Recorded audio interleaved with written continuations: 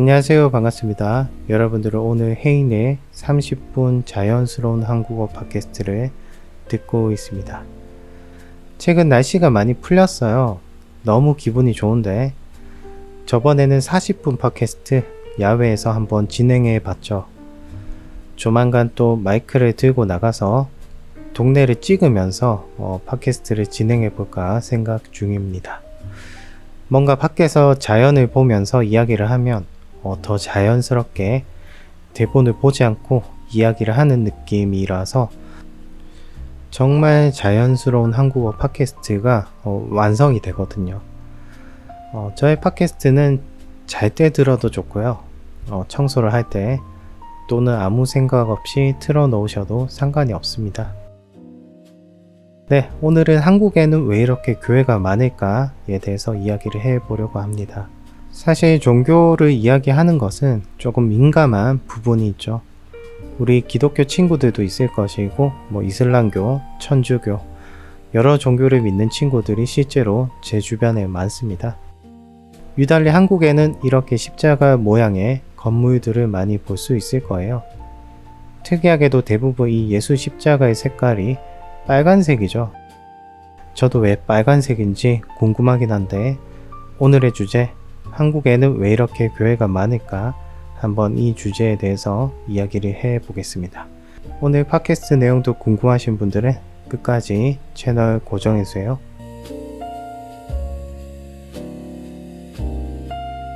한국에 교회가 유난히 많은 이유는 뭘까요? 역사적, 사회적, 문화적 요인들이 작용을 합니다. 한국의 6.25 전쟁이라는 참혹한 가정을 겪으면서 한국에서도 희망적인 메시지를 주는 종교가 들어오기 시작했고, 가난과 상처 속에서도 기도를 열정적으로 할 수 있다면 무엇이든 불가능한 것은 없다 라는 메시지가 사람들에게 감동을 주었죠. 아무래도 전쟁에 도움을 많이 줬던 아주 고마운 국가인 미국의 영향도 큰데요. 미국은 거의 80-90%가 기독교이신 분들이 많죠. 너무 역사적으로 이야기가 흘러가면 또 불편해하는 다른 나라의 친구들도 있을 것 같아서 역사 이야기는 여기까지만 하겠습니다. 그 이후 전쟁을 겪고 많은 발전이 있었던 대한민국이라는 나라는 농촌과 도시 곳곳에 기독교라는 즉 개신교죠. 이제는 세계에서 제일 교회가 많은 기독교 국가로 알려져 있습니다. 정리를 쉽게 하자면 전쟁에 대한 아픔의 역사, 그 역사 속에서 종교 기독교가 크게 부흥을 했고 한국 특유의 모임 문화가 발전이 되면서 이렇게 교회가 많은 나라로 발전이 되었습니다. 국가 자체가 기독교의 색깔이 너무 강할 정도로 교회를 다니는 분들이 많아졌어요. 저도 기독교지만 좀 지나치게 교회가 많다는 생각도 듭니다. 이로 인해 이상한 종교도 많이 생겨나게 되고 타 종교를 언급하지는 않겠지만 일종의 사이비 종교가 붐을 일으키게 되죠. 다시 교회 이야기로 돌아와서 저는 어렸을 때 부모님께서 두 분 다 종교가 기독교셨기 때문에 이것을 모태신앙이라고 하고 있습니다. 뱃속에 아기로 있었을 때부터 부모님이 교회를 다녔다면 이것을 쉽게 말해 모태신앙이라고 하는 것 같습니다. 그에 반해 저의 믿음은 그렇게 좋다고 생각이 안 드는 것 같아요. 보통 믿음이 좋다라고 한다면 교회를 꾸준히 일요일마다 나가고 봉사활동도 많이 가고 어려운 사람을 도와주거나 그런 이미지가 강하죠. 그렇지만 저에게는 그러한 모습이 전혀 보이지 않습니다. 물론 봉사활동 하는 것 자체는 보람을 당연히 느끼는데요. 그렇지만 어떤 종교단체에서의 봉사는 저에게는 약간 낯간지러운 느낌을 주기 때문에 봉사라면 좀 조용히 그냥 하고 싶은 마음이 있습니다. 어려운 가정이 있다면 몰래 기부를 하거나 그러한 겉으로 드러내지 않는 마음들이 저는 오히려 더 선한 느낌이 들더라고요. 여러분들은 종교를 하나씩 가지고 있나요? 무엇인가 희망을 품고 누군가를 간절히 믿는다는 것은 조금 이상해 보일지 몰라도 저는 긍정적으로 생각합니다. 저도 예전에는 왜 보이지 않는 신에 대해서 저렇게 무릎 꿇고 찬양을 하면서 꼭 있어야 되나? 그런 의문점이 많이 들었습니다. 지금도 많이 그렇게 생각을 하고 있고요. 그렇지만 서서히 나이가 들면서 오죽하면 마음이 저렇게 너무 힘들면 눈앞에 보이지 않는 저 신이라는 존재를 믿을까? 한번 믿어봐도 남에게 피해를 끼치지 않는다면 상관이 없을 것 같다. 그런 느낌이 강한 것 같아요. 뭔가 내가 삶에 너무 찌들어서 너무 심신이 지쳐있고 누군가에게 기대고 싶은데 기댈 사람이 없을 때 종교를 찾게 되죠. 근데 교회에 가거나 또 불교이신 분들은 절에 가거나, 저는 절에 가면 뭔가 마음이 편안해지면서 고요해지는 그런 느낌이 좋더라고요. 그 산속에서 새소리를 들으면서 제가 사는 김천에는 직지사라고 굉장히 유명한 절이 있는데 한번 가보면 경치도 좋고 마음이 편안해지는 그런 느낌이 있습니다. 굉장히 좋아요, 마음이. 그리고 천주교이신 분들은 성당에 가죠. 성당에도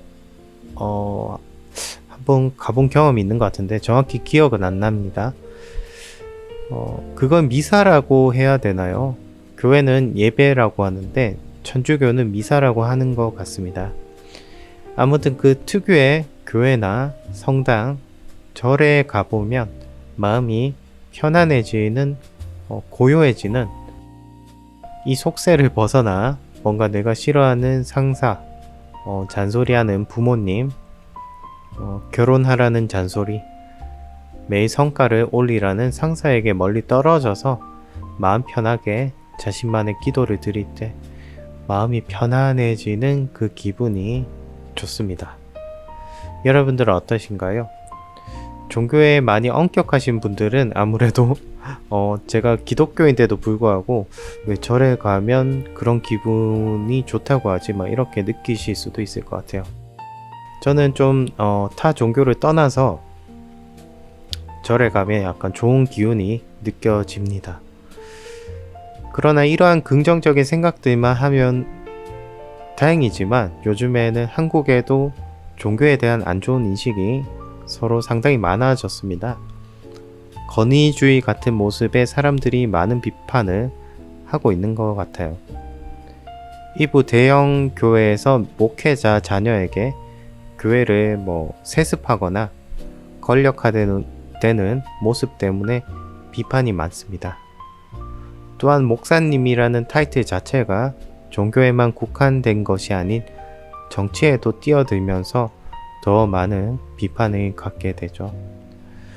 저도 이해가 안 됐던 것이 왜 목사라는 분들이 정치에 그렇게 개입을 해서 나라를 시끄럽게 하기도 하고, 종교인인 제가 봐도 참 안 좋은 모습이 많이 발견될 때가 많습니다. 그로 인해 종교단체 자체가 시위도 많이 할 뿐더러 시위를 많이 하는 것은 문제가 안 되지만 주변 상인분들이나 주민분들이 너무 피해를 많이 입으세요. 저는 서울에 잠깐 살다 왔는데 정말 심심하면 데모를 하더라고요. 물론 안 좋은 정책에 대한 비판을 하는 그런 데모 자체는 괜찮다고 생각이 들지만 저희 한국에서는 최근 서울의 모습은 서로 너무 싸우기 바쁘다. 개인으로 살기에 이렇게 빡빡한 세상에 서로 너무 많이 싸우는 국가로 바뀌어 버렸다는 것이 매우 안타깝게 생각이 들어요. 우리 서울 사는 외국인 친구들도 혹시 제 팟캐스트를 들을지는 모르겠지만 고시원이나 원룸 사는 친구들이 많을 건데 집 앞에 나가면 막 크게 소리를 치면서 싸우는 사람들이 많지 않던가요? 어느 다른 나라를 가도 비슷하겠지만 요즘에는 이러한 현상들이 좀 한국에서 많이 나타나고 있다. 편의점에서 도시락을 먹어도, 식당에서 밥을 먹어도, 카페에서 커피를 마시고 있어도 데모 소리가 들리고, 제가 살던 곳이 종로였기 때문에 또 나이 많으신 분들이 혼자서 팻말을 들고 정책에 대한 비판을 하는 분들도 많이 목격을 하기도 했습니다. 제가 현재 사는 곳은 정말 1년에 한 번 볼까 말까 그러한 시위를 하고 모임을 하고 그런 모습들이 전혀 보이질 않습니다. 너무 조용한 도시거든요. 다시 한국에서 교회가 많아진 이유로 돌아와서 이야기를 해보겠습니다. 예전에는 그러한 것도 많았어요. 과거에는 초코파이를 먹기도 힘든 시절이 있었죠. 요즘에는 누구나 돈이 없어도 뭐 과자나 라면을 실컷 먹을 수 있었지만 예전 한국에서 우리 초등학생 시절만 해도 돈이 어디 있겠어요.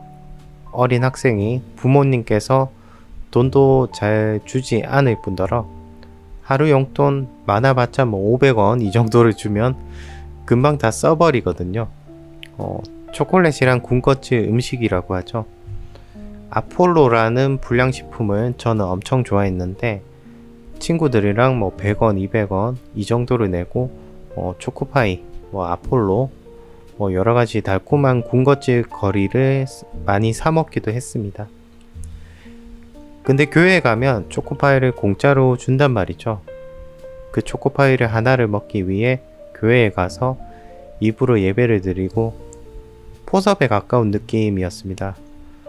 초코파이 줄 테니까 교회로 와라. 예배를 드리면 초코파이도 주고 요구르트도 주고 하는 모습이 많이 보였습니다.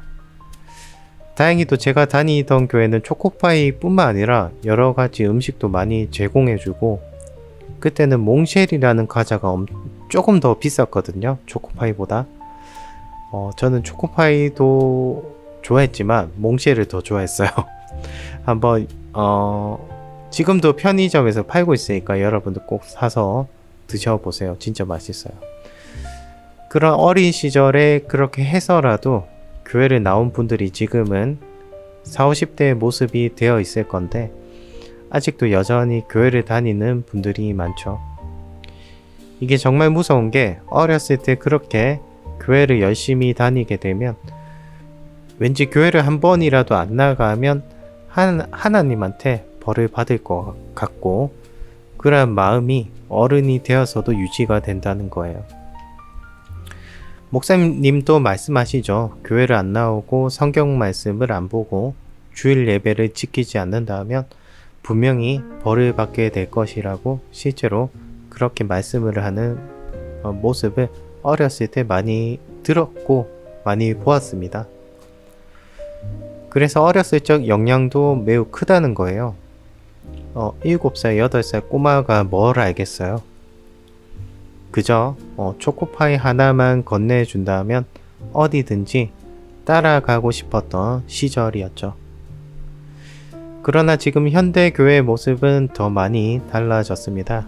점심때는 주로 제공을 하는 음식이 뭐 카레, 짜장밥, 잔치국수, 꽤 맛있는 한국 음식들도 많이 주거든요. 그래서 예배를 드리고 밥을 먹고 오는 그 절차가 나쁘지는 않습니다.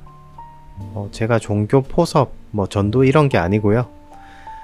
외국인 친구들 중에 혹시 종교가 따로 없으신 분들은 한번 한국 교회를 체험해 보는 것도 나쁘지 않다. 그러나 그러한 교회는 좀 피하셨으면 좋겠어요. 현금을 강요하거나 11조를 강요하는 그런 교회는 아무래도 돈을 많이 밝히는 종교단체이기 때문에 그러한 교회만 아니라면 일반인 분, 외국인 친구들도 가서 밥도 가볍게 먹을 수 있고 친구들도 사귈 수 있고 양심이 찔린다면 헌금을 하고 오면 더 좋겠지만 안 내도 크게 상관은 없다. 결혼 문제도 교회에서 많이 해결을 하는 분들이 많습니다. 같은 종교인끼리 결혼도 많이 하고 배우자를 교회 가서 일부러 찾으시는 분들도 많더라고요. 본인은 교회를 다니지 않았는데 일부러 교회를 가서 이제 차만 이쁘신 여성분을 찾는다든지 하는 분들도 많이 늘어났는데 꼭 그렇게 해서라도 결혼을 해야 되나 라는 생각이 들기도 합니다. 같은 종교인끼리 결혼하게 되면 그나마 다행인데 한쪽이 기독교고 다른 한 사람은 무교인 거예요. 그래서 그러한 가정들은 또 종교 때문에 싸우기도 하고 뭔가 그 성격에 대한 코드가 서로 안 맞는 거죠. 그래서 될 수 있으면 같은 종교인끼리 결혼하거나 아니면 둘 다 무교이거나 하면 더 좋겠죠. 이것은 정치도 마찬가지인 것 같아요. 아내 되는 분은 조금 좌로 기울어져 있고 남편 될 사람은 우로 기울어져 있고 한다면 서로 정치색도 엄청 중요하거든요. 물론 결혼이나 이성과의 교제에 있어서 다른 부수적인 것들도 중요하지만 이 종교나 정치색이 달라져 버리면 이혼을 하기가 쉽다라는 것은 부정을 할 수 없습니다. 실제로 그러한 사례들이 TV에 많이 나오기도 하죠. 조금 한국은 뭐라 그래야 될까? 종교도 그렇고 정치도 그렇고 너무 극단적입니다. 좀 더 쉽게 풀어서 이야기한다면 어떤 단체가 있어요. 그 단체가 어떠한 여성을 지지하거나 또는 반대로 남성을 지지하거나 아니면 어떤 특정 종교를 지지하거나 할 때 온전히 그 사람을 너무 믿어버리는 그러한 성향이 강한 것 같습니다. 그래서 저렇게 반락 가릴 것도 없이 자신의 주장을 펼치는 분들도 많고 때로한 저러한 모습들이 저희 한국만의 장점이라고 생각이 들겠지만 그렇지만 너무 극단적으로 정치 운동을 하거나 종교 포섭 활동을 할 때 너무 지나치다. 내가 신을 안 믿는다고 해서 내가 어떤 특정 정치인을 지지 안 한다고 해서 그 사람이 결코 틀린 것은 아니거든요. 그래서 요즘에는 종교도 그렇고 정치도 그렇고 나라가 반으로 갈라져 있는 느낌을 개인적으로 느끼기도 합니다. 그 사람만의 온전한 매력적인 특징이 있는데 그것을 굳이 나만의 매력 있는 사람으로 바꾸고 싶은 자신만의 욕심이죠. 너는 내가 믿는 것을 꼭 너도 믿어야 된다. 마치 오늘 내가 토스트를 아침에 먹었으니까 너도 아침에 토스트를 먹어라. 이런 느낌이 강하다는 겁니다. 제가 호주에 있었을 때 이야기인데요. 한창 호주에는 기독교도 물론 많지만 사이비도 많았습니다. 특정 종교는 제가 밝히지 않겠는데요. 사이비로 많이 유명했던 종교였어요. 제가 살던 곳이 호주 버랄라라는 지역이었는데 우연인지 아니면 제가 살던 홈쉐어가 그러한 종교를 믿는 것인지 모르겠는데 주변에 한국인 이웃들이나 같이 사는 룸메이트가 전부 다 그 사이비 종교를 믿는 것이었습니다. 전부 한국인이었어요. 우연이라고 하기에는 저의 주변인들이 전부 다 그 사이비 종교를 믿고 있는 거예요. 조금 소름 끼치면서도 그때는 이 때문에 너무 바쁜 시기였어서 별로 신경을 안 썼습니다. 근데 제가 한두 번 그 예배 드리는 장소에 가고 나서 뭔가 약간 쎄한 느낌이 있어서 더 이상 그 예배를 드리는 특정 장소에 입으로 나가지 않았어요. 왜 갑자기 안 나오냐? 라는 지인의 연락을 많이 받게 되었지만 그냥 무시하고 다음날 이터의 일만 열심히 하게 되었습니다. 이터에서. 근데 제가 일하는 장소는 어떻게 알았는지 이분들이 찾아오시기 시작했어요. 저의 표정은 당연히 좋지 않았고 겉으로는 제가 표현을 하지 않았지만 간접적으로 조금 회사까지 찾아오는 것은 싫다는 표현을 제가 했었던 것 같아요. 정확히 기억은 나지 않습니다. 그 이후로 이분들이 몇 번 더 찾아오셨지만 제가 그때는 일을 그만뒀을 때라서 더 이상 연락은 닿지 않았는데요. 저는 이렇게 아무렇지 않게 넘어간 문제지만 이러한 것에 민감하신 분들은 뭔가 스토커를 당한 느낌도 들 수 있겠죠. 그때 처음으로 종교에 대한 무서움을 알게 되었습니다. 그것도 호주에 있었던 한국인들이 보통 그러한 사이비 종교에 잘 빠진다는 것은 호주를 가기 전부터 저는 알고 있었는데도 불구하고 매우 무섭게 느껴지기도 했었죠. 한국도 최근에 이러한 모습들이 많이 보이죠. 홍대나 서울 시내만 돌아다녀도 교회 전단지를 뿌리는 사람들, 지하철에서 예수를 믿으라고 하는 나이 많으신 어르신, 서울역에만 가봐도 무슨 팻말에 성경 말씀이 크게 적혀 있고 그것도 무섭게 빨간 글씨로 적혀 있으니까 더욱더 멀리하고 싶은 그런 느낌이 들기도 합니다. 공통점이 있다면 보통 나이 많은 어르신, 남들이 욕을 해도 굴하지 않고 꿋꿋하게 성경 말씀을 큰 목소리로 읽어주면서 세상의 종말이 다가왔다는 메시지를 전하면서 사람들에게 큰 목소리로 전파를 하기도 하는데요. 여러분들은 그러한 모습들을 보면 어떤가요?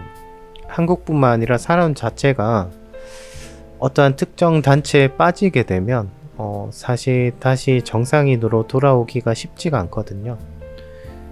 요즘은 한국에서 이러한 모습을 보이는 사람들을 경계성 장애라고 많이 부르기도 하는데 이러한 분들의 공통점이 있어요. 감정에 쉽게 요동치고 조절이 어렵다. 단순히 좋다 나쁘다로 극단적으로 생각을 한다거나 자기 정체성이 불안정하고 약간 버려지는 것에 대한 두려움을 가지고 있는 것 같아요. 무엇이든 쉽게 믿어버리는 특성, 유달리 한국인들에게 많이 느껴지기도 하는데요. 그래서 저렇게 교회가 많은 이유가 이러한 이유들도 아주 크게 포함이 되어 있습니다. 저희 이웃의 나라죠. 바로 옆나라, 또 일본과 비교할 수밖에 없는데요. 최근에는 일본도 한국 교회가 많이 생겨나기 시작했죠. 실제로 저도 일본에 잠깐 머물렀을 때 교회를 한번 가봤는데요. 그럼에도 기독교 숫자가 다소 적은 나라에 속하기도 합니다. 아직도. 보통 일본의 종교라고 한다면 신도라고 일본 고유의 전통 종교가 있죠. 자연에 대한 믿음, 태양, 산, 나무, 강, 자연 속에 신이 숨어 있다. 일본어로 카미라고 하죠. 특별한 예배보다는 축제 중심이고 좀 더 간습과 전통에 머물러 있습니다. 좀 더 쉽게 말하면 일반적인 일본인들의 생활에 종교 문화가 많이 숨어 있어요. 복장도 약간 유타카 이런 것도 많이 있고, 아까 말씀드린 일본어로 마츠리라고 하는데 축제라는 뜻을 포함하고 있죠. 새해에는 또 참배를 하는 모습, 이러한 모습들이 일본인들만의 종교활동을 하는 모습인데요. 물론 최근에는 불교, 기독교 등과 같이 다른 종교의 모습도 일본에서는 쉽게 발견을 할 수 있습니다. 애니 같은 곳에 보면 무슨 돌같이 생긴 무덤에서 기도를 하는 어떤 주인공들의 모습을 쉽게 볼 수 있는데요.